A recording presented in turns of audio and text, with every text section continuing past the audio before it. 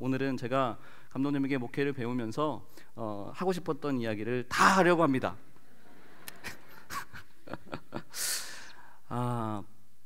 데뷔 60주년을 앞두고 연말 디너쇼를 여는 가수 이미자 씨가 이렇게 소감을 밝혔습니다. 17년 12월에 디너쇼 했어요. 가보진 않았어요. 12월 25일, 26일에 서울 여의도동 63 컨벤션 센터 그랜드 볼륨에서 크리스마스 디너쇼를 개최를 했습니다. 이 자리에서 자신의 60주년을 기념하기 위해서 만든 신곡 내 노래 내 사랑 그대에게를 비롯해서 여러 가지 노래를 불렀는데, 여러분 이미자 씨가 60주년 디너쇼에서 내 사랑 내 노래 그대에게 이 노래를 불렀어요. 사람들이 좋아했을까요? 빨리 동백아가씨 불러요 라는 마음이었을까요? 무슨 말씀인지 이해가 안 가요? 최신곡을 부르기를 원했을까요? 동백아가씨 불러줘요 라고 그런 마음이었을까요? 이미자 하면 동백아가씨입니다. 무슨 말씀을 하고 싶은 거냐면, 이미자가 나오면 자신의 인생과 자기의 고백과 가장 히트곡이었던 이 노래는 누군가가 불러도, 다른 가수 후배 가수들이 불러도 이미자가 불러야 동백아가씨의 맛이 있습니다. 맞습니까? 그것처럼 어떤 사람도, 신앙인들은 내가 만나 하나님을 이야기할 때 가장 깊은 진한 이야기가 나옵니다. 할렐루야. 여러분들이 계속해서 간증 집회를 지금 여러분들이 듣고 계신데, 왜 간증이 이루어지는 거냐면, 제가 감독님의 목회 철학을 정리해 봤는데요, 한마디로 표현한다면 하나님의 사람, 더 좋은 세상, 보다 나은 인생의 주인공이 되어서 간증하며 사는 간증꾼이 되라 라고 하는 걸로 감독님의 목회 철학을 제가 정리해 봤습니다. 맞습니까? 간증은요, 내가 만난 하나님의 이야기를 하는 것입니다. 여러분들은 여러분의 이야기가 있습니까? 여러분의 하나님 만난 이야기가 있습니까? 여러분, 저와 여러분들에게 그 놀라운 하나님의 이야기가 놀랍게 넘쳐나는 그 일들이 올 한 해에 가득해지기를 주님의 이름으로 소원합니다. 제가 전에 군인교회에 있을 때 그곳에서 장로님을 이렇게 세울 때에는 군인교회 특성이 있잖아요. 군인교회는 목사님들도 한 교회에 길어야 2년 안쪽으로 부임을 해서 목회를 하십니다. 또 군인들도 길어야 한 곳에 2년 정도를 복무를 합니다. 그러니까 한 교회에서 만난 목사님과 성도가 한 교회에서 정말 같이 부임을 해야 1년 반에서 2년 정도밖에 그 사람을 경험하지 못합니다. 그런데 중직자를 세우는데 방법이 없잖아요. 지금 당장 관계가 좋다고 해서 세울 수가 없으니까 군인 교회에서는 이곳 안에 군인 교회 목사님들이 같이 모여서 새로 이번에 추천받은 이 목사님들의 것을 이렇게 합니다. 전임 목사님 3명의 추천서를 받아서 와야 되고요, 전임 3분의 목사님의 추천서를 받지 못하면 그 자리까지 오지를 못합니다. 그리고 또 그 자리에 와서 심사를 받는데, 제가 봤던 그곳에서 아주 충격적인 그 시험이, 면접이 있었습니다. 무엇이었냐면, 하나님께서 당신에게 왜 이 직분을 주기를 원하시는지, 왜 하나님께서, 왜 한 교회가 당신에게 이 직분을 줘야 됩니까? 당신에게 그 사명을, 당신이 만난 하나님을, 지금 면접 시간이 10분 있습니다. 10분 동안 지금부터 간증하십시오. 스탑워치를 딱 누릅니다. 처음에 있는 분들은요 10분 동안 해야 되고요, 뒤로 가면 시간이 부족하니까 3분, 1분 동안 당신의 신앙 간증을 해보십시오 라고 하더라고요. 그런데 그곳에서 덜컥해서 어버버 하면 죄송하지만 탈락입니다. 간증이 내가 만난 하나님, 내가 고백하는 하나님, 내 삶 가운데 왜 나에게 역사하신 그 하나님을 내가 고백할 수 있다는 게 이렇게 중요한 겁니다. 우리 교회가 셀소케를 하고 있죠. 이곳 안에서 우리가 예배를 하려고 하면 너무 어렵습니다. 하지만 이곳에서 우리가 말씀을 전하려고 하면 너무 어렵습니다. 그렇지만 내가 만난 하나님을 이야기하는 것은 너무나 즐겁고 너무나 복된 길입니다. 여러분, 저와 여러분들에게 내가 만난 하나님에 대한 이 간증이 넘쳐나기를 주님의 이름으로 소원합니다. 다 간증꾼 되시기를 바랍니다. 우리 옆 사람들과 우리 인사 나눌까요? 간증꾼 됩시다. 여러분, 1992년 10월 28일을 기억하십니까? 1992년 10월 28일 기억 안 나세요? 저는 저의 기억 속에서 생생하게 기억합니다. 다미선교회 시한부 종말론 사건이 있었던 1992년 10월 28일입니다. 대한민국에서 이장님 등이 이날에 세계가 종말하면서 휴거, 즉 예수가 세상에 왔을 때 신도들이 하늘로 들림받는 일이 일어날 것이라고 종말론을 주장했습니다. 그래서 기독교계에 파란이 나타났습니다. 그래서 방송국에서 카메라를 들고 생중계하러 산으로 기도원으로 올라갔던 그 뉴스를 저도 생방송으로 봤던 기억이 있습니다. 1992년에 저는 학생이었습니다. 근데 저는 이제 그 전날부터 저의 믿음이 얼마나 극대화됐는지 저는 지금도 생생하게 기억을 하고 있습니다. 간절하게 기도했습니다. 주님, 아직은 안 됩니다. 주님, 조금만 더 있다 오시옵소서. 아멘 주 예수여 오시옵소서가 아니라 아멘 주님, 아직은 안 됩니다. 조금만 더 있다 오시옵소서. 그 기도를 제가 간절히 했던 기억이 납니다. 그때 저희 마음은요, 지금 오시면 구원받는다는 확신이 없었습니다. 그래서 저는 구체적으로 이렇게 기도했습니다. 주님, 15년쯤 뒤에 오시면 안 되겠습니까? 그렇게 했던 그 이유는 그때쯤이 되면 제가 아마도 목사가 되어 있을 것 같습니다. 주님, 그러니까 15년쯤 뒤에 오시옵소서라고 기도했습니다. 저처럼 기도하신 분 있죠? 솔직히 있어요, 없어요? 손 들어보세요. 뭐라고는 안 할게요. 저는 아버님이 목사님입니다. 아버지가 목사님이라는 사실이 저는 어렸을 때부터 그렇게 좋았습니다.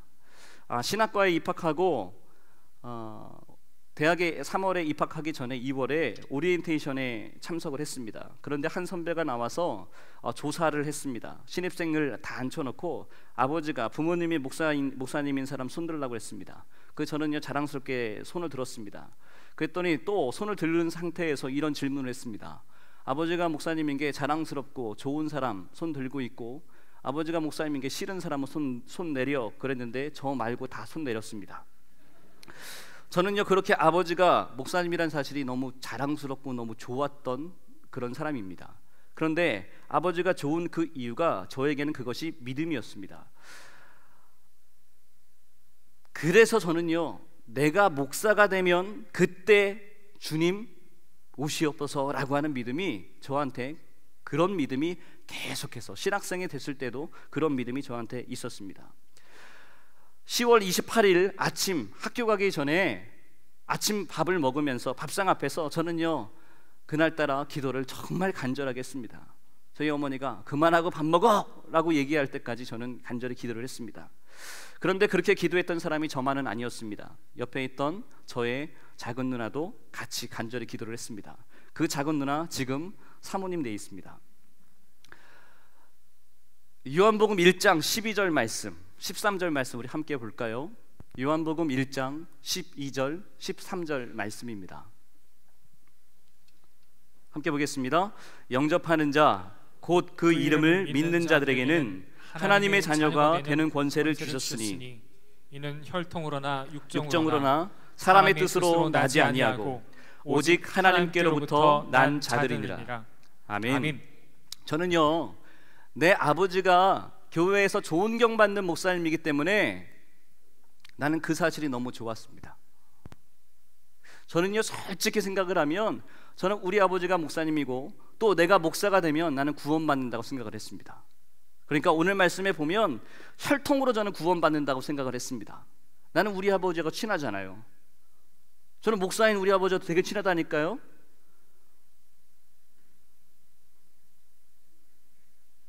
그러니까 저는 구원 따는 당상 아니에요?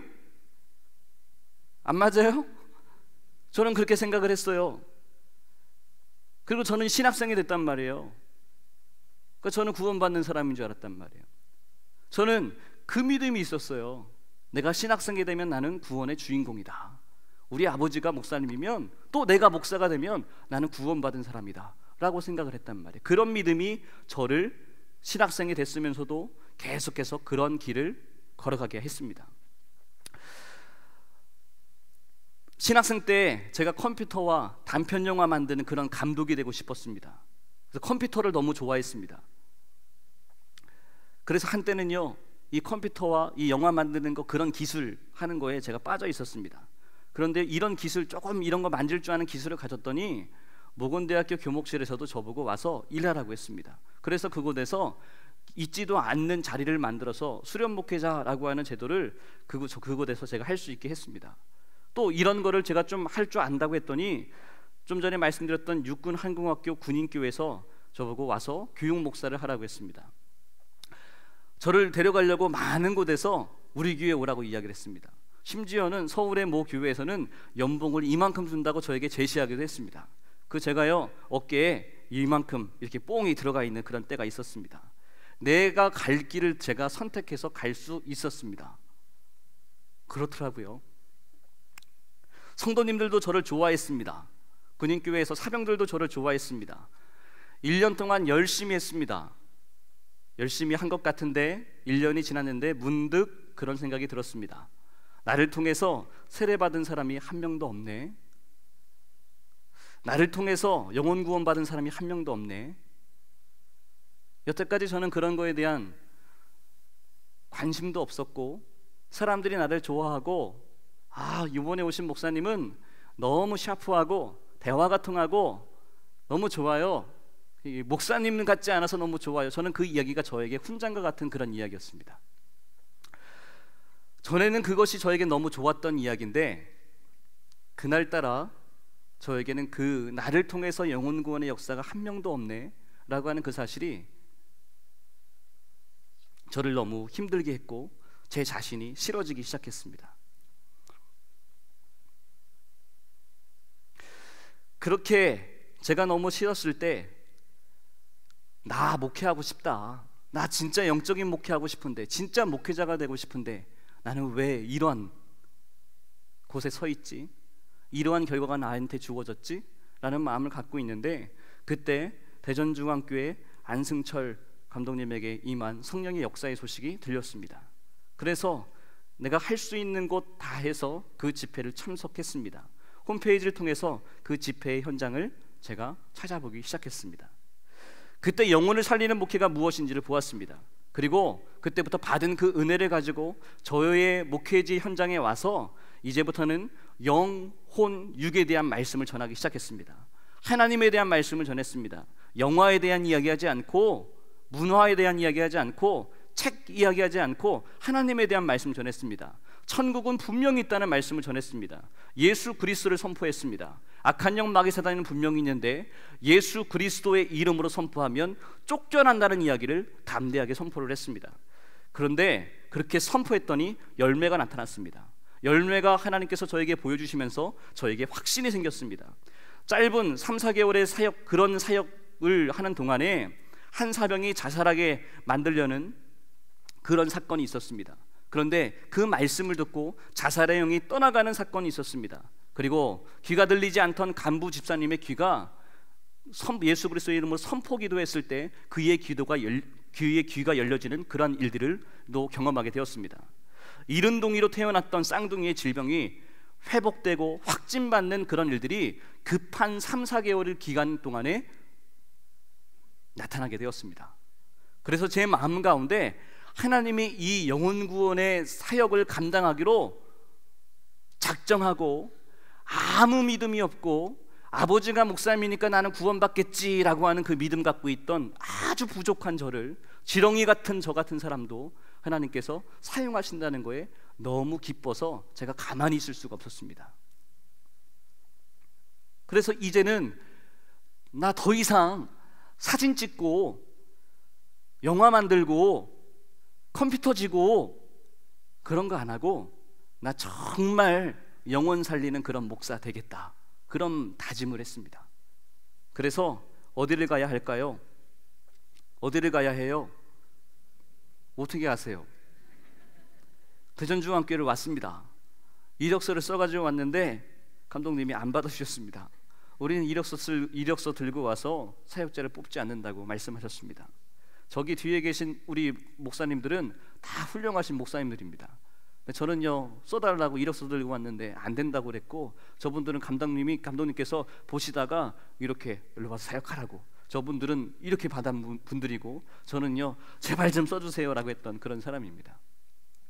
그러니까 뒤에 계신 목사님들이 얼마나 훌륭한지를 여러분들이 아셔야 됩니다. 그래서 아멘 안 하는 사람들은 뭡니까? 여기 몇 교국입니까? 이제 나는 영혼 목회하겠다고 다짐하고 이력서를 들고 중앙교회에 왔습니다. 간신히 중앙교회에서 사역을 하게 됐습니다. 그런데 저는요, 중앙교회에 와서도 영상 담당으로 일하기 시작했습니다.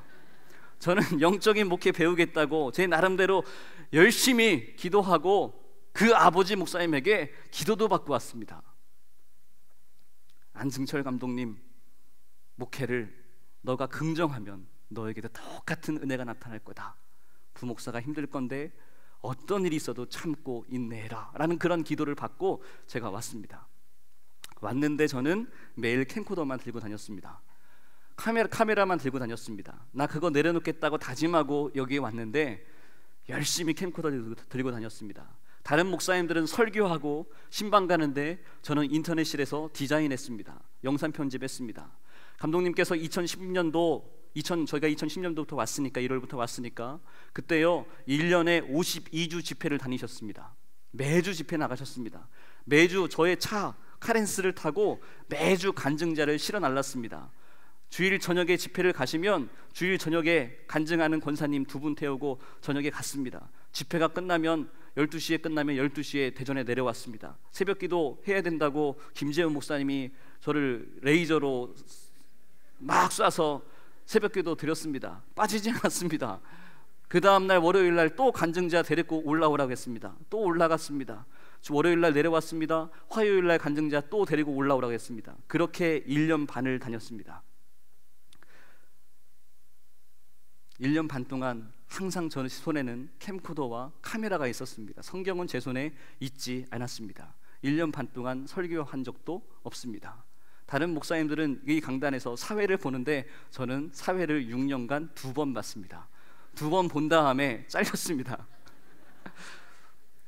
그렇게 1년 반 동안 사역을 하고 있는데 청년부 사역자의 한 자리가 비었습니다. 그래서 저보고 아가페를 하라고 했습니다. 그래서 아가페를 하게 되었습니다. 청년들과 제자 양육을 했습니다. 근데 저에게 가지고 있었던 것은 기회는 없었고 제가 할 수 있는 것은 무엇이냐면 제가 군인교회에서 있을 때 내 마음이 나는 전에는 젊은이들과 다른 거 피자 열심히 먹고 치킨 맛있게 먹고 콜라 먹고 영화 이야기하고 그랬던 실수를 다시 한번 하고 싶진 않았습니다.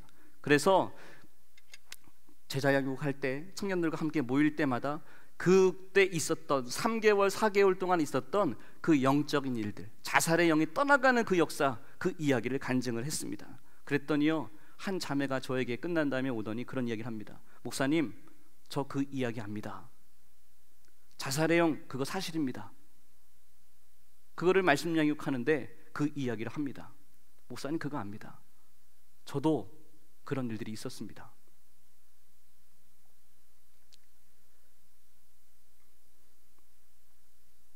그런 일들이 우리 안에 그 모임 안에 또 나타나게 되니까 그 자리에 함께 있었던 그 청년들이 함께 기도하고 같이 영적인 말씀을 나누는 예수 그리스도의 이름으로 악한 영을 떠나보내는 그런 일들이 우리의 모임 가운데 나타나게 되었습니다.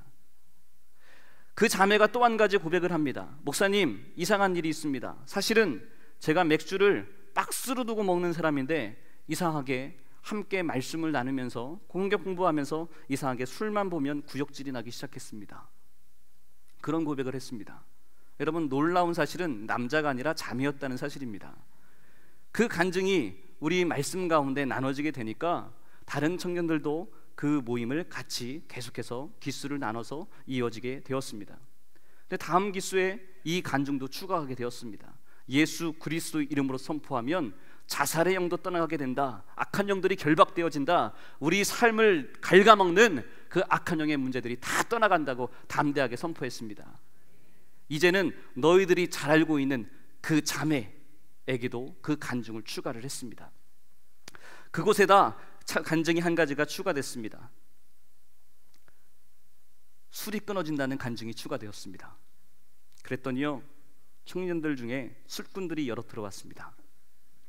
겉으로 볼 때는 그렇게 예쁘고 겉으로 볼 때는 술 하나 입에 대지 않을 것 같은 그 청년들이 제가 누구라고는 얘기하지 않습니다. 여러분 제가 이렇게 얘기했다고 해서 그때 아가페의 이름들의 명단을 또 찾고 막 그러시면 안 됩니다. 다 시집 장가 다 가서 아기 낳고 지금 잘하고 있습니다. 그냥 여기서 듣고 그냥 흘리셔야 됩니다. 아셨죠? 또 지금 조사하시는 거 아니에요? 우리 며느리가 혹시 뭐 이러시는 거 아니에요? 16주의 기간 동안에 공부를 마쳤습니다.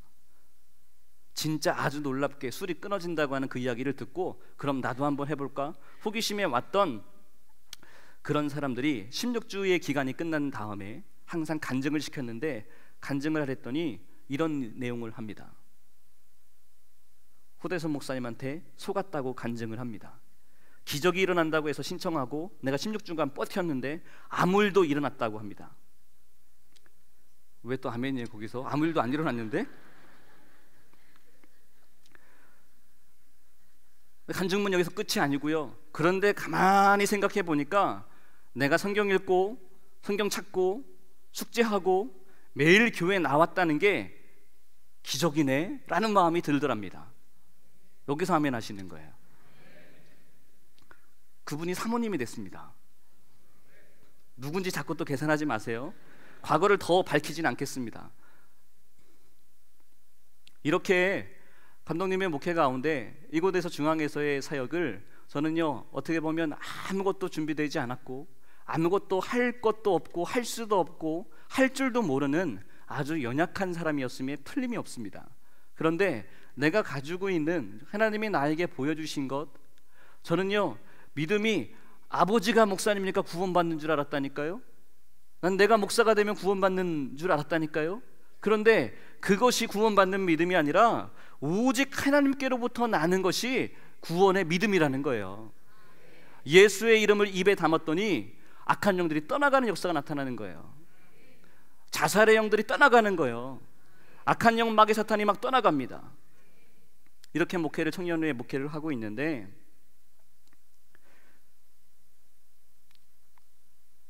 교구에서 사역자의 자리가 하나가 또 빵꾸가 났다는 소식이 들리고 제가 그 교구의 담당자가 되었습니다.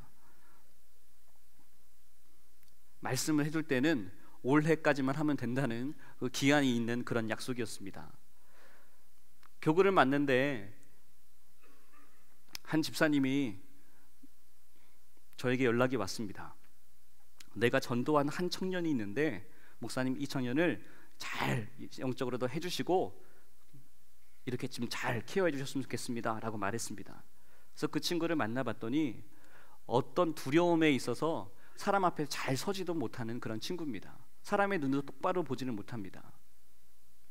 그러니까 어디 직장도 변변한데 일하고 있지도 못하는 그런 청년이었습니다.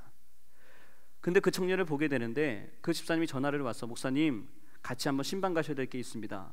제가 전도했던 그 청년의 아버지가 지금 병원에 누워 계십니다 라고 말합니다.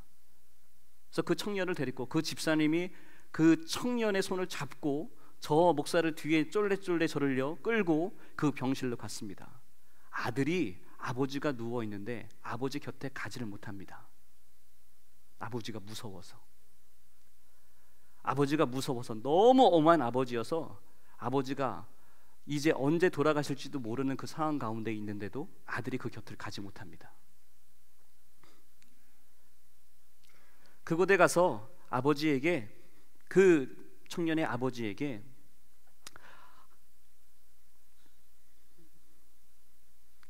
하나님은 우리의 허물과 죄를 다 용서해 주십니다.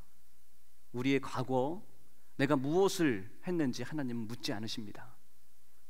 지금 그 예수님을 나의 구주로 영접하기만 하면 주님은 우리의 과거를 묻지 않으십니다. 그 예수님을 영접하시겠습니까? 라고 물었습니다. 그랬더니 이분이요 말도 못합니다. 눈만 깜빡거리십니다. 그날 가서 영접 기도를 했습니다. 이틀 정도가 지났습니다. 또 신방 요청 전화가 왔습니다. 한번 영접 기도 했으니까 AS 끝까지 하셔야 된다고 말했습니다. 그래서 그 병원을 같이 갔습니다. 그날따라 그곳의 그 병실에는 친인척들이 그 병실 안과 밖을 둘러싸고 있었습니다. 그 아버지가 재산이 많았다고 이야기를 합니다. 친인척들이, 형제들이 그곳에 다 있습니다. 그런데 아들은 그 병실 안에도 들어가지 못하고 밖을 빙빙 돌고 있습니다. 아버지가 무섭습니다. 친척 어르신들이 무섭습니다. 근데 그 집사님의, 이 대전중앙교회 집사님의 담대함을 제가 얘기하는 거예요. 목사님이 오셨으니까 잠시 기도하겠다고 자리를 비켜달라고 이야기하는데도 이분들이 다 시큰둥합니다. 지금 기도한다고 해서 무슨 일이 달라지냐는 거죠. 오기가 생겨서 잠깐만 기도하고 가겠다고 그 병실로 들어갔습니다. 손을 얹고 기도하는데 하나님께서 이 영혼을 지금 받으신다는 그런 마음이 들었습니다. 그래서 기도를 멈추고 아들과 딸을 불렀습니다. 가족들 속에서 아빠 곁에 서 있지도 못하는 저 뒤에 있게 되는 그 아들과 딸을 불렀습니다. 아버지에게 마지막 인사를 드리라고 그랬습니다. 그랬더니 이 아들과 딸은 무슨 말인지를 알아듣고 아빠 잘 살게요. 걱정하지 마세요. 아버지 평안하세요. 예수님 영접하셨으니까 먼저 천국 가 계세요. 그 아들은 아버지가 너무 무서웠지만 아버지 저를 낳아주셔서 감사해요. 마지막에 그 고백을 하는 시간을 갖게 했습니다. 임종의 순간을 하는 그런 이야기를 하다 보니까 그 가족들이 어리둥절해합니다. 제가 기도하고 있는 그 뒤 병실에서 이분들이 씩씩거리는 소리가 들립니다. 그런데 아이들이 그 이야기를 하는 순간에 그분의 눈에 눈물이 흐르는 것을 보았습니다. 그리고 주님 이 영혼을 받으시옵소서라고 기도를 마쳤습니다. 그리고 제가 나오면서 그 가족분, 친인척분들에게 의사를 부르라고 했습니다.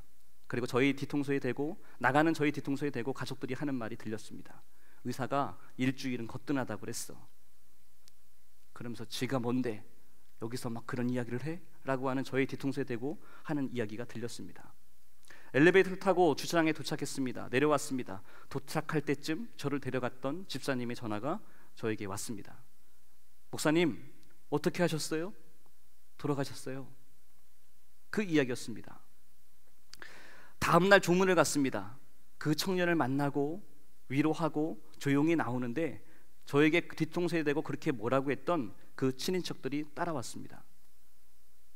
목사님, 저 사실은 교회 집사입니다. 목사님, 저 사실은 권사입니다. 저도 옛날에 직분이 있었던 사람인데 어떤 교회에서 일 때문에 제가 교회를 떠난 지 몇 년이 지났습니다.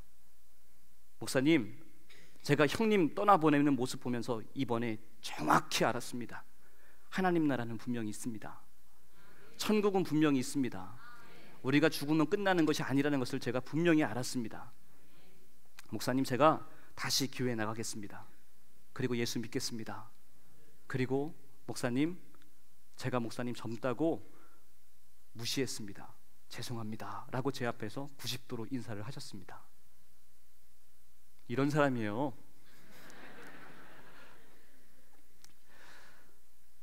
제가 무언가를 했다는 이야기를 하려고 하는 게 아니고요, 이 교회는 그렇게 영적인 흐름이 있는 재단이에요.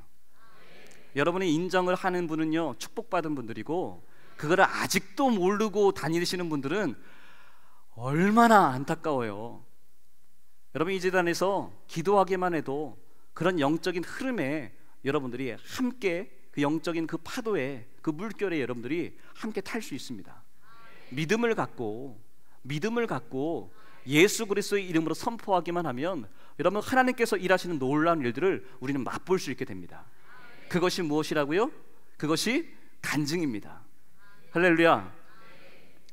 감독님께 목회를 배우면서 청년 목회를 하는데 매일 저녁 청년들 데리고 기도하라고 하셨습니다.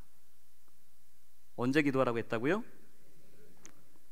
매일 저녁 8시에 기도하라고 하셨습니다. 그런데 그것이 가끔 하라는 게 아니라 예배 드리는데 예배 시간 말고 매일 기도하라고 하셨습니다. 근데 그게 저는 너무 힘들었습니다. 근데 하라고 하시니까 선포를 했습니다. 처음에 회장, 부회장, 임원, 리더 해서 우리 옛날 가장동의 아가페실 조그만 방 기억나시죠? 그곳에서 기도를 했습니다. 컴퓨터 스피커를 틀어놓으면 얼마나 거기가 막 정말 크게 기도하는 이런 막 이게 용광로가 되는지 모릅니다. 한 달을 했더니요, 한 일주일, 2주일 했더니요 리더들이 빠집니다. 한 주를 더 했더니 회장, 부회장도 사라졌습니다. 그 한 3주, 한 달쯤 지났더니 시커먼 남자 2명만 남고 싹 사라졌습니다. 한 달은 열심히 이제 했습니다. 순종하는 마음으로 한 달을 했는데 남은 사람이 누가 몇 명 남았다고요? 2명이 남았습니다. 2명이 남았는데요, 얘네들이 좀 적당히 좀 빠지고 그래야 목사님도 적당히 쉬고 그러잖아요. 그렇지 않습니까? 여러분이 안 나와야지 좀 이렇게 기도도 이제 자연스럽게 사라지고 그런 건데, 이 두 청년이 회장, 임원, 리더도 안 나오는데 얘 2명이 눈치도 없이 맨날 나오는 거예요. 근데 얼마나 답이 안 나오는 친구냐면 키는 180이 넘어요. 등치는 산만해요. 근데 와가지고 왔으면 기도를 같이 하면 되잖아요. 소리를 내서 쥐하고 기도하면 좋은데 기도도 안 해요. 키는 180이 넘는 애가 저를 보고요, 말똥말똥 보고 저를 쳐다보고 있어요. 이렇게. 나도 힘든데 너는 나를 쳐다보면서 얼마나 힘든 그런 시간을 몇 달을 보냈어요. 그런데 옆에 있는 친구애는 계속 똑같아요. 그런데 빠지지는 않아요. 이럴 때 세종대왕 할아버지가 이럴 때만 하라는 말로 환장합니다. 근데 그 친구들과 끝까지 기도를 했습니다. 근데 그 중에 한 친구가 몇 달의 시간을 계속해서 두 사람과 계속해서 했어요. 근데 마지막 날이었던 걸로 기억해요. 8월의 마지막 날로 기억해요, 제가. 근데 그 친구가 마지막 기도를 하는데 기도회가 끝난 다음에 저를 따라 나오면서 벌벌 떠는 거예요. 목사님, 드릴 말씀이 있어요. 그래서 왜? 무슨 말이니? 목사님, 제가 하나 일 시작한 거 아시죠? 근데 제가요 1년 넘게 이 일을 열심히 했는데 하나도 제 뜻대로 된 게 없어요. 아무것도, 돈만 엄청 들어가고 아무것도 된 게 없어요. 그래서 그만두려고요. 그래서 그만두려고 하는데 그래도 들은 풍월이 있어서 기도하고 그만둬야지 라는 마음에 목사님 기도한다고 해서 제가 매일 나온 거예요. 제가 마음속으로 정한 마지막 날이 이번 달 마지막 날 오늘입니다. 그리고 작정은 그래도 자기가 기도를 몇 달 했으니까 이거 봐라, 하나님은 기도해도 아무 소용없다. 이거 봐라, 결국 대전중앙교회에서 맨날 기적이 일어났네, 돌파가 나타났네, 이건 다 거짓말이고 다 그렇다. 자기가 그 얘기하고 이제는 교회도 안 다니고 이렇게 하고 자기가 나가려고 했다는 거예요. 그러니까 마지막 날까지 자기가 와야 그 욕을 할 수 있기 때문에 그날 놓은 거죠. 근데 그 기도회를 들어오기 직전에 전화가 막 오는 거예요. 제가 찬양 막 하고 있는데 이 친구가, 찬양도 안 하는 이 친구가 이거 들고요, 자꾸 핸드폰 들고 나가는 거예요. 전화를 받고 나더니 하는 이야기가, 벌벌벌 떨면서 하는 이야기가, 목사님, 제가 지금 그렇게 1년 동안 열심히 기다려왔던, 그렇게 기다려왔던 그 응답이 이제서 왔습니다. 도와주겠다는 연락이 2통화나 왔습니다. 목사님, 덜덜덜 떨리는 거예요. 하나님이요, 도와주셨나 봐요. 하나님이 내 기도를 들으셨나 봐요. 제가요 너무 좋은 거예요. 근데 저도 어리둥절해 있죠. 그 얘기는 무슨 이야기일까요? 얘가 계속해서 기도에 나온다는 얘기예요, 나온다는 얘기예요?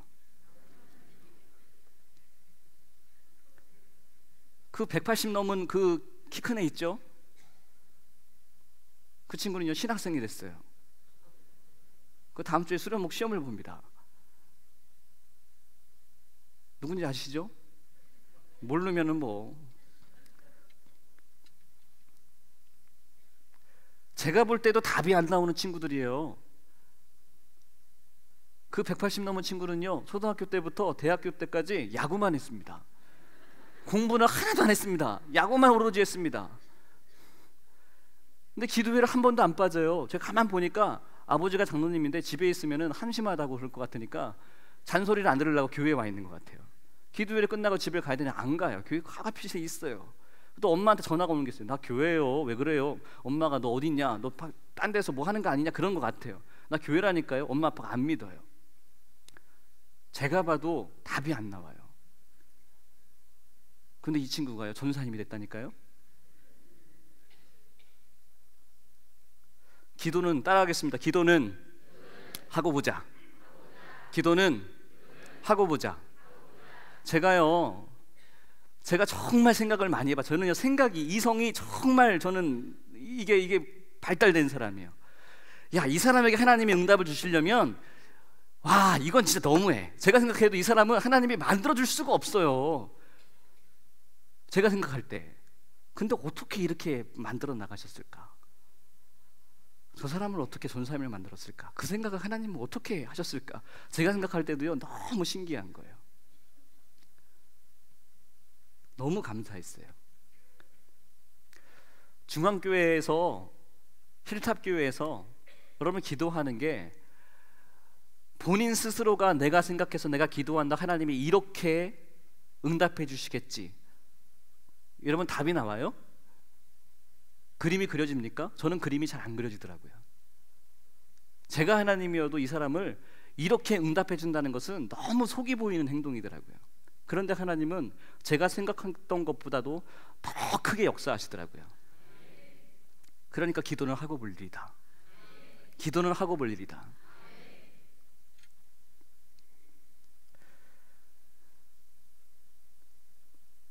제가 교구를 하는데 우리 교구 권사님을 이렇게 지켜보는데 그래요. 그 아들이 공무원 시험을 그렇게 준비를 했어요. 우리 대전은 다 공무원 시험 준비하잖아요. 대학 졸업하면 공무원 시험을 준비하는데 안 됐어요. 1년을 재수를 하죠. 또 했는데 안 됐대요. 3년을 했는데 안 됐대요. 아들은 청년이고 엄마는 또 제가 사역했던 그 담당 교구라 제가 이렇게 속 이야기를 그래도 잘 알잖아요. 근데 제가 가만 보니까 저도요, 우리 청년이 좀 합격하면 얼마나 좋아요. 근데 열심히 준비하는 거죠. 고시원에 가서도 준비하고, 정말 제 신방 가봤더니 정말 막 맨날 추리닝만 입고 못 알아봤어요. 교회 올 때는 잘 이렇게 하고 오는데 고시원에서 공부할 때는 추리닝 입고 뭐 아무것도 안 하고 찔끔 묻고 하니까 못 알아봤어요. 그 정도로 집중해서 열심히 하더라고요.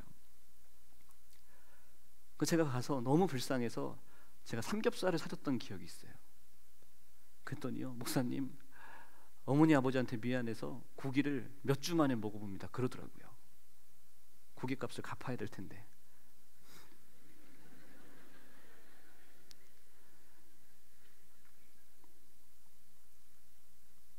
시험 날짜가 되면, 근데 그 권사님이, 그 엄마 권사님이 우리 새가족반을 했어요. 그러면 교회 앞에 쫙 우리 빨간색 이거 입고 쫙 양쪽으로 도열해서 우리 성도님 오면은 뭐 할렐루야 오직 예수 이렇게 인사하잖아요. 근데 우리 권사님이 그거 하셨어요. 그런데 내일 이제 시험이잖아요. 시험 결과가 발표되잖아요. 그럼 어떻게 해야 돼요? 오직 예수 하는 그 권사님들이 다 우리 권사님들이잖아요. 그렇죠? 그러면 여러분 합격자 발표가 딱 났어요. 금요일에 발표했단 말이에요. 그럼 합격한 거를 알아요? 몰라요? 알아요? 몰라요? 전화를 해가지고 아들 붙었어? 떨어졌어? 물어봐야 알아요? 그냥 보면 알아요? 아직도 그런 인생의 지혜가 없어요? 물어보지 않아도 알 수 있잖아요. 근데 저는 담당이니까 그걸 빨리 알잖아요. 아이고, 올해도 안 됐네.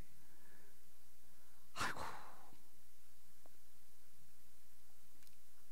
그 권사님 내일 예배 때 안내위원 그 빨간색 그 자켓 입고 오직 예수 하셔야 될 텐데 아들이 안 된 거예요.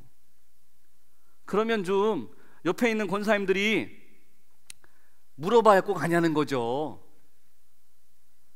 어떻게 됐어? 그것도 가가지고 또 물어봐요. 권사님 아들 어떻게 됐어? 아니 합격했다는 소리가 안 들리면 안 된 거지. 그걸 또 앞에 가가지고 물어보는 분들이 있어요. 그럼 막 제가 옆에서 제가 막 속이 속상해. 제가 속이 속상해가지고 막 그러는 거예요. 제가 그래서 속으로 미워했던 권사님들이 있어요. 안내원들. 그 정도 센스를 가지고 어떻게 새신자를 관리하려고 막 제가 속으로 막 그랬어요. 막.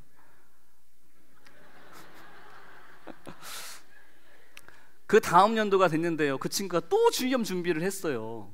이번에는 어떻게 됐을까요? 됐어요? 안 됐어요. 근데 제가요 그때부터 이 권사님의 진면목을 제가 신앙의 진면목을 보는 거예요. 저 같으면 한두 번이 아니잖아요. 지금 이게 손가락이. 저 같으면 친정에 무슨 일이 있어서 이번 주는 좀 빠질게요 목사님 다녀올게요 라든지 그런 말을 안 해도 저는 죄송해요 감독님 죄송합니다 저는 인격적인 목사라 전화에 권사님 왜 안 오셨어요? 라고 저는 물어보지를 못해요. 저 같으면 안 나왔을 것 같아요. 친정 갔을 것 같아요. 근데 그 권사님은요 그랬는데도 그 자리에 서서 오직 예수 하고 계시더라고요. 오직 예수. 그 눈치 없는 옆에 있는 권사님들은 아들 어떻게 됐어? 아이고 어떡해 아이고 어떡해. 여전해요. 그거는 어떻게 주님도 못하시나 봐요. 그래서 주책인가 봐요. 오직 예수.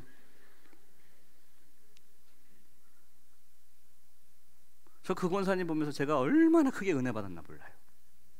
야 사명은 저런 건데 사명은 저런 건데 얼마나 창피해요. 얼마나 숨고 싶을까요? 얼마나 사람 만나는 게 어려울까요? 그런데 주일은 누구 만나러 오는 자리니까? 하나님 만나러 오는 자리니까 내가 망신스러워요. 창피해요. 숨고 싶어요. 그런데도 하나님이 나에게 맡겨주신 사명은 감당하는 거예요. 할렐루야. 결국에 그 아들이 공무원에 합격했을까요? 안 됐을까요? 안 됐어요. 그런데 하나님께서 공무원을 그 공무원을 내려놓는 순간에 아주 놀랍게 역사하셔서 제가 볼 때는 공무원과 비교하지 못할 그런 자리로 이 형제를 인도하셨어요. 그리고 아름다운 가정을 이뤘는데 제가 요즘에 너무 부러워하는 가정이에요. 그냥 맨날 그렇게 그냥 행복해 보여요. 제가 볼 땐. 내가 그렇게 바랬던 기도의 제목이 내가 원하는 그 순간에 원하는 방법대로 합격은 안 됐다고요. 그런데 하나님은 내가 생각하고 내가 예상했던 것보다 더 좋은 길로 인도해 나가시더라고요. 할렐루야.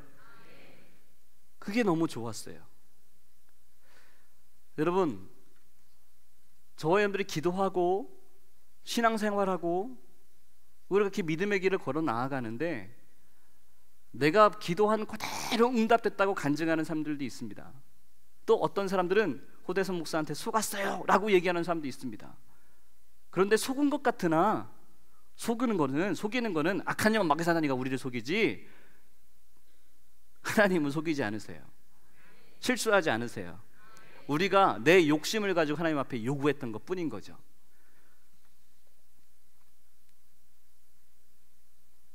교구를 맡으니까 청년 목회할 때하고는 그 부담감이 좀 다르더라고요. 무겁더라고요. 신방을 했습니다. 그 제가 하는 레파토리가 있잖아요. 악한 영은 거짓말하는 영입니다. 우리에게는 예수 그리스도의 이름이 있습니다. 예수님을 믿고 선포하기만 하면 악한 영들은 떠나갑니다 라고 제가 선포합니다. 부적의 힘이 있습니까? 없습니까? 라고 물었습니다. 부적의 힘이 있어요? 없어요? 네? 없어요? 부적의 힘이 있어요? 있어요. 있다니까요. 부적의 힘이 있어요.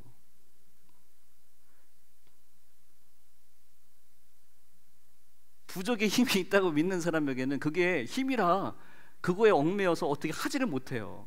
그런데 우리 예수를 믿는 사람은 예수님의 그 부적 따위가 우리를 어떻게 할 소냐. 우리는 그냥 휴지 조각으로 버려버리는 거죠. 아무것도 아닌 거죠. 예수를 믿는 자에게는 그게 아무것도 아니지만 그 부족을 믿는 사람들은 악한 영 마귀 사단이가 그 마음에 미혹하고 두려움을 넣어서 그 부족을 의지하게 만든단 말이에요. 근데 제가 이 얘기를 한단 말이에요. 항상 제가 이렇게 세게 신방을 했더니 말씀을 전했더니 한 권사님이 주목해야 되는 건 권사님이에요. 성도가 아니에요. 새신자가 아니라 권사님이에요. 목사님 오늘 말씀에 제가 은혜가 됩니다. 그러면서 잠깐만 앉아 계세요. 그러더니 방에 들어가셔서 막 여기서 뭔가를 막 노란색에 빨간색 글씨 써 있는 거를 막 가져와서 제 앞에다 놓는 거예요. 목사님 잠깐만요. 그러더니 뭐 저기에서 아이고 안 나오네 너무 깊숙이 있어서 좀 오래 걸렸어요. 그러면 저 방에서 또 가져오고 목사님 잠깐만요 하더니 의자를 가져더니 뭐 액자 뒤에 시계 뒤에 있는 거를 또 꺼내서 막 가져와요. 몇 장을 꺼내서 가져와요. 목사님 제가 오늘 말씀에 은혜를 받고 제가 권사임에도 불구하고 내가 여태까지 이 부적 제가 판 건 아니지만 우리 어머니가, 우리 시어머니가 이거 그냥 아들 때문에 주라고 해서 내가 그냥 가만히 뒀는데, 목사님 제가 이거 믿음 가지고 나왔습니다. 목사님, 그래서 제가요 할렐루야 했단 말이에요. 제 성경책 앞에다 부적을 놓고 제가 기도했죠. 이 휴지 조각을 가지고 우리를 속였던 인생에서 이제는 예수 이름을 자유케 될지어다. 그랬더니 권사님이 아멘 그러는 거예요. 막 너무 좋으셔서 이제 난 자유케 됐다 할렐루야 이러시는 거예요. 그 제가 그 부적을 이렇게 하고 있다가 제 성경책에 이렇게 있으니까 이렇게 하고 이렇게 나오는 거죠. 근데 나오다가 집문 옆에 휴지통이 있더라고요. 휴지통에다 이렇게 버리고 왔죠. 이렇게 그 교회를 왔어요. 근데 조금 이따 전화가 왔어요. 목사님, 그 부적 왜 우리 집에다가 버리고 가셨어요? 목사님이 가져가셔서 버리셔야지 왜 그 부적 그거를 왜 우리 집에다 놓고 가시는 거예요? 그거 빨리 가져가세요 목사님. 이거 부적 여기다 버렸다가 큰일 나면 어떡해요? 좀 전에 할렐루야 자유케 됐습니다 하더니 우리 집에다 버리고 갔다. 권사님 그거 태우세요, 버리세요. 아이고 목사님 그거 부적 버리면 우리 시어머니가 그냥 큰일 난다고 그랬어요. 그거 왜 여기다 버리고 가셔가지고 목사님 그냥.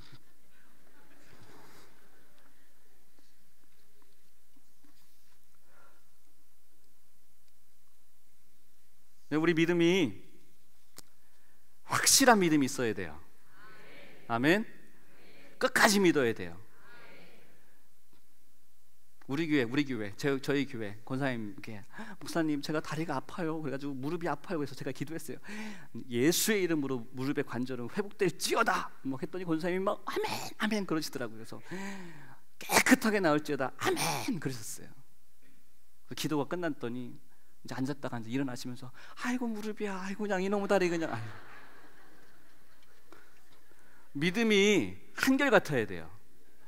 아멘. 끝까지 이루어진다. 하나님이 책임지신다. 여러분 그 믿음이 저와 여러분의 믿음이 되기를 주님의 이름으로 축복합니다. 용전동 교회 목회를 이렇게 감독님에게 목회를 아무것도 하지 못하고 아무것도 모르는데 감독님께서 이렇게 하나씩 기다려 주시고 몇 번 쫓겨났어야 되는데 쫓아내지 않으시고 기다려 주시고 다듬어 주셔서 용전동 교회 목회를 나오게 됐습니다. 저희 교회가 용전동 교회가 두 가지가 유명합니다. 무엇이 유명하냐면 하나는 장미꽃으로 유명합니다.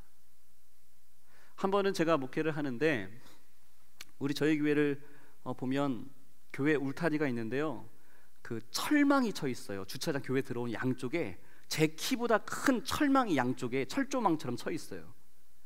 그래서 밖에서 볼 때는 우리 교회 들어오지 마세요, 넘보지 마세요, 절대 오지 마세요 라는 것이 이 담장으로 쳐져 있고요. 그리고 가시가 정말 요만한, 정말 손가락 마디만한 가시가, 굵은 장미나무 가시가요 쫙 쳐 있습니다.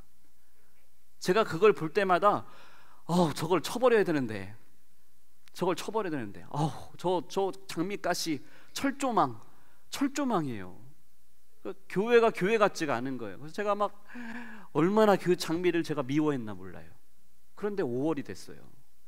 5월이 됐는데 이 장미가 꽃이 피기 시작하더라고요. 근데 제가요 첫 해는 아무것도 모르고 지나갔고 둘째 해가 됐는데 장미가 또 피는 거예요. 그래서 이 올 여름 이 장미만 끝나면 다 쳐버린다, 내가 다 잘라버린다, 이 담장도 내가 다 잘라버린다. 제가 마음을 먹었어요. 1년간 이제 교회를 어느 정도 이제 제가 파악을 했으니까 이렇게 마음을 먹고 있는데 꽃이 장미가 활짝 폈어요. 그런데 어떤 한 나이가 지긋이 드신 할머니처럼 보이시는 분이 저희 교회 마당 안을 들어오셔서 이 장미를요 이렇게 보시는 거예요. 그러면서 혼잣말을 막 하시는데 얘를 너무 정말 막 사랑스러워하는 그 표정과 손짓과 핸드폰으로 사진 찍는데 너무 정성스러운 게 보여서 제가 나가봤어요. 그래서 어떻게 오셨어요? 라고 했더니 장미 보려고 왔어요. 장미 보려고 왔어요. 그러면서 하시는 말씀이 얘야 내가 널 보려고 1년을 기다렸단다 라고 말씀하시는 거예요. 그러면서 해주시는 이야기가 저희 교회 장미가 한 송이가 이만하거든요. 그 피는 장미가 빨간색 장미, 뭐 하얀색 장미, 노란색 장미, 분홍색 장미로 이렇게 색깔이 점점 변하면서 펴지는데 이분이 해주시는 이야기가 이 동네에 빨간색 장미는 많이 있는데 이런 하얀 미색 장미는 여기 우리 용전동 교회밖에 없다는 거예요. 그래서 이분이 4월달, 5월달만 되면 매일 이 동네 앞을 지나다니면서 꽃이 폈나 안 폈나를 확인하신다는 거예요. 그래서 이분이 오셔서 널 보려고 1년을 기다렸단다, 그 말씀하시는 거예요. 제가 그 이야기를 들으면서 얼마나 회개가 되는지, 저는요 1년 동안 목회한다고 했는데 저를 통해서 이 교회 마당을 밟는 사람이 없었어요.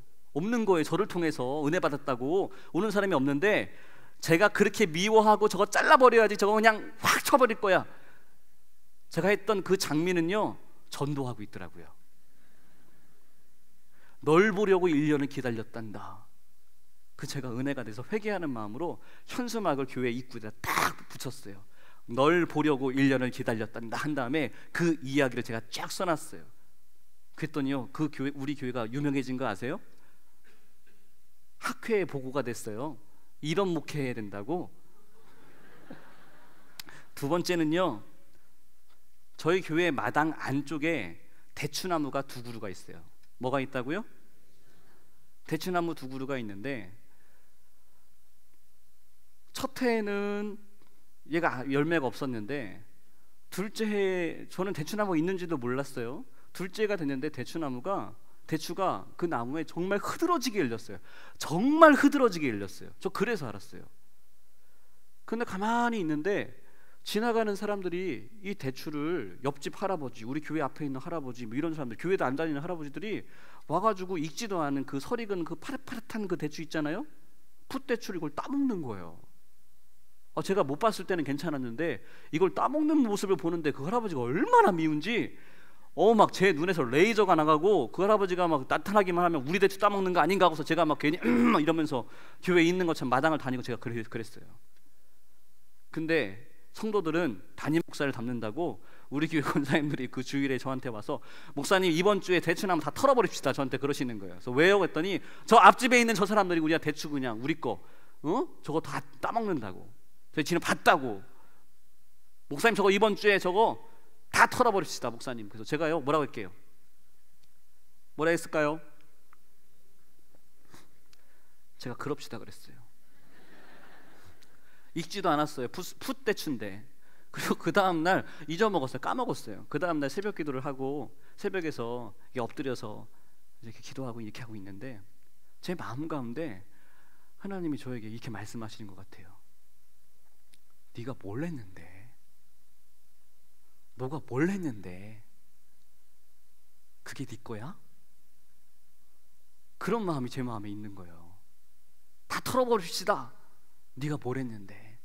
다 털어버립시다, 네가 뭘 했는데. 그 마음이 저에게 드는 거예요, 자꾸. 그래서 생각해보니까 맞더라고요. 저는 거기다 걸음도 안 줬거든요. 솔직하게 대추나무가 있는 줄도 몰랐어요. 저는 있는 줄도 몰랐는데 누군가가 그 대추나무 하나를 따니까 내 건데 라고 제가 이러고 있더라고요. 욕심 부리고 있더라고요. 제가요 하나님 잘못했습니다, 제가 그랬어요. 대추나무 보면서. 그래서 어떻게 할까요? 대추를 따다가 그 할아버지한테 다 갖다 드릴까요? 근데 그건 아닌 것 같아요. 그래서 제가 잘하는 게 있잖아요. 뭐 잘해요 제가? 뭐 현수막 만들고 이런 거 제가 잘해요. 그래서 그 날짜에 그 새벽에 현수막을 만들었어요. 문구를 뭐라고 했을까요? 대추나무 사랑 걸렸네. 대추나무 사랑 걸렸네 현수막 앞에다 크게 달고, 우리 교회 마당에는 대추나무가 있습니다. 편하게 들어오셔서 맛보세요 라고 이렇게 했어요. 그랬더니요 그 현수막을 걸었더니 밤낮 없이 아기 엄마들이 아이를 안고, 나무 열매가 위에 있으니까 안고서 대추 한번 따봐라 라고 하면서 교회에 대추가 열렸네 이러면서요 이 대추를 따는 거예요. 그걸 바라보는 저의 눈빛이 막 하트가 나가는 거예요. 우리 교회 마당에 사람이 들어오면 제 마음이 너무 좋은 거예요. 그전에는 어땠는데요? 레이저 나가는 거죠. 이 대추도둑. 교회 성도가 오는 게 제 마음에 막 불편했는데, 제 마음에 대추나무 사랑 걸렸네라는 마음으로 현수막 딱 하나 걸리니까 교회에 사람이 오는 게 너무 기쁜 거예요. 이렇게 제가 모질이에요. 그것도 대추나무 사랑 걸렸네, 그리고 널 보려고 1년을 기다렸단다. 이 두 가지의 이 타이틀이 아주 유명해졌어요. 그래서 마을 목회하는 그런 학회에서 이 두 사진이 소개가 되고 이걸 자랑할 수 있는 그런 그리고 고백할 수 있는 그런 시간이 되었어요. 목회는 제가 하는 게 아닌데 내가 무언가를 했다고 내 것처럼 하려고 했던 그 모습을 때때로 하나님이 회개시키셨어요. 그 은혜가 너무 감사하고 너무 오늘도 목회하는 것이 너무 기대가 되고 행복합니다. 이제 말씀을 마치겠습니다. 중앙교회를 생각할 때마다 감독님에게 받은 사랑, 사모님에게 받은 사랑은 말할 것도 없고요. 우리 장로님들에게 받은 사랑이 너무나 크고 깊습니다. 그런데 이 자리에 안 계신 장로님은 이야기해도 되겠죠. 천국에 계신 장로님 이야기는 해도 되겠죠. 복장로님이 하나님께서 천국으로 부르시기 전에 저희 교회를 오셨어요. 그러시면서 오셔서 장로님께서 마음껏 저를 위해서 기도를 해주셨어요. 그러시면서 하신 말씀이 있어요. 목사님, 나 하나님이 데려갈 거 알아요. 그래서 나 준비하는 거예요. 내가 갈 수 있는 것, 인사할 수 있는 사람 지금부터 다 준비하는 거예요. 목사님, 내가 이 교회 다녀간 거 다녀가게 하셔서 나 너무 기쁘고 너무 감사해요. 그러면서 대전중앙교회에서 목사님 만나게 해서 하나님 앞에 얼마나 감사한지 몰라요. 그 기도 해주시고 가셨어요. 대전중앙교회 장로님들의 수준이 이 정도입니다. 박용환 장로님은 제가 담임 목회를 나간 걸 분명히 아십니다. 근데 그분은 한 번 대전중앙교회 목사는 영원히 목사인 줄 아시더라고요. 시도 때도 없이 전화하셔서 목사님